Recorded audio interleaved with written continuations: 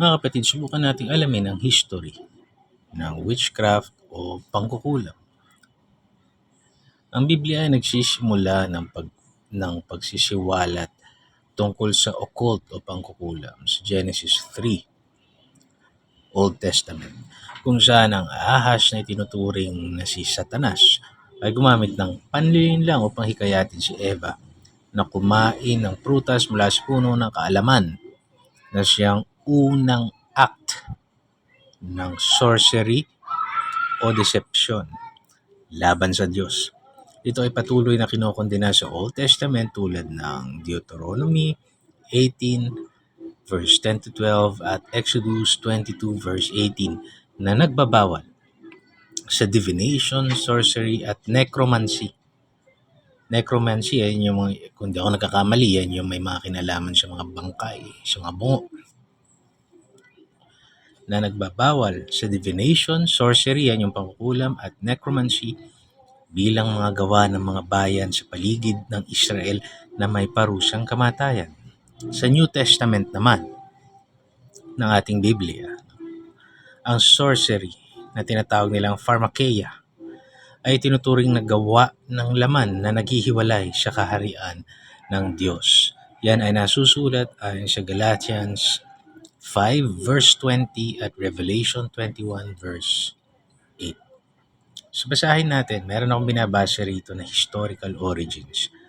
Ang occult at witchcraft ay may ugat sa prehistoric times, sumigit kumulang 100,000 na taon na ang nakakalipas, na may ritual sa libing at cave paintings na nagpapakita ng animism at shamanism, kung saan ang mga shaman ay humaharap sa espiritu mundo. Ito ay umunlad sa Mesopotamia, Egypt, Greece at Rome, kung saan ang magic ay bahagi ng pang-araw-araw na buhay gamit para sa kontrol, kalusugan at politika. Example nito yung mga Egyptian sorcerers laban kay Moses do sa Exodus. Nasa Bible yan, Old Testament. At ang terminolohiyang witchcraft ay dumating sa Europe sa klasikal na panahon at lumaganap sa kolonyalismo na nagdudulot ng witch hunts na tumarget sa mga intuitive, lalo na sa mga babae. Ang practices na ito ay pumasok sa kamalayan ng tao dahil sa takot sa hindi nakikita, pangangailangan ng kapangyarihan, yan, mga gahaman, paniniwala sa espiritu, supernatural na pwersa na makikita sa lahat ng kultura. Sa biblical lens naman, ito ay panlilinlang. Ulitin natin, panlilinlang ni Satanas na nagbibigay ng ilusyon ng kapangyarihan ng hindi dumadaan sa Diyos, na nagiging sanhi ng mga gawa tulad ng divination para kontrolin ang kapalaran. Ito yung maririnig natin, merong mga destiny swapping. Maganda yung destiny mo, isi-swap niya yung destiny niya, at kung ano-ano pa. Hanggang sa modernong panahon, nananatili ito sa iba't ibang anyo tulad ng Wicca o folk magic or voodoo na naapektuhan ng kolonyalismo at Kristyanismo na naglunsad ng persecutions, ngunit hindi na-eliminate ang paniniwala. At ako naman ay naniniwala naman na ang occult na to, dinala ito ng mga fallen angels, hindi lang ni Satanas. Satanas lang, first act, the snake, panlilin lang. Pero dinala ito ng mga wicked fallen angels. Sila yung mga nilimas ni Lord nung panahon ni Noah sa Old Testament.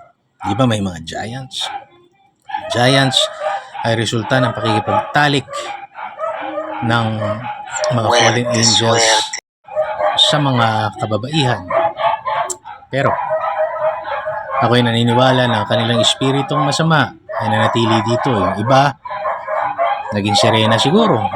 Yung mga babaeng nakipagtalik doon sa mga fallen angels. Yung mga fallen angels nanatili pa rin dito in some shape or form. At hanggang ngayon, nag-i-impluensya sila dito. Kaya nga nung panahon ng New Testament, sabi ng demonyo kay Jesus, lumuhod ka lang sa akin, ibibigay ko sa iyo lahat ng karangyaan ng mundo. Kung iisipin mo, sino ka para ibigay ang karangyaan ng mundo? Yun pala, talagang totoo na sila ang nagko-control dito sa mundong ibabaw, sila. Dahil this is the physical realm, they were able to tamper yung ating laman. Tawag ng laman. Greed, lust, lahat yun. Pinagarian nila, pinasok nila yung enerhiyang yun. Kung kaya tinubos tayo ng Panginoong Jesucristo doon. Kaya ang panlaban natin sa lahat ng yun ay ang pangalan, pananalig sa Panginoong Jesucristo. Nawa ay wala na sa atin ang tumangkilik sa kahit na anumang dark magic at tayo ay magtiwala sa justice na ihahatid ng Panginoon at sa prosperity na ibibiyaya sa atin ng Panginoong Jesucristo. Tandaan nyo, ang mga material na bagay, ibinibigay din yan ng demonyo, kapalit ng kaluluwa mo o kapalit ng ano pa mang masama. Pero hindi yun ang kaloob ng Diyos. Gusto ko lang i-share sa inyo yan. Sana ma-share nyo rin ito. God bless.